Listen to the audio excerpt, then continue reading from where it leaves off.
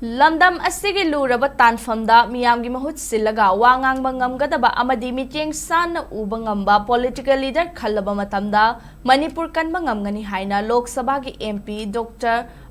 Bimol akoizamna phongdokre wafam asi lakadawriba State Assembly mikhalda kumbi A-siragi Congress ki mirep oinabagidamak sem sariba Dr. Ngamba Romeski ima phawoi bisanglen kumbida pangthokpa booth level mifamda mahangna phongdokhibani mifam aduda MP Dr.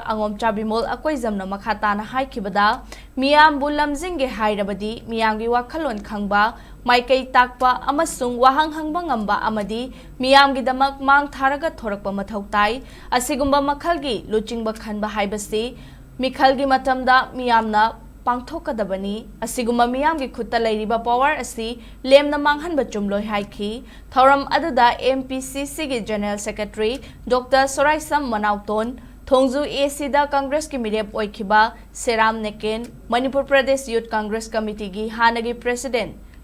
Ningthaujam Popilal na chingba miyoi kaya na saruk yakhi Hangba posi kanga leader miyamga lamjin bangamba leader boy ge miyamgi wakhalon namsung direction pi bangamba adumba leader ma koi khanba mathau tai ko leader na election da madu interviewer na madu thabak khana na ba phami se miyamni miyamgi adumba dak lem chawba power do mangan bigano na la election da india ya shot chawba university mada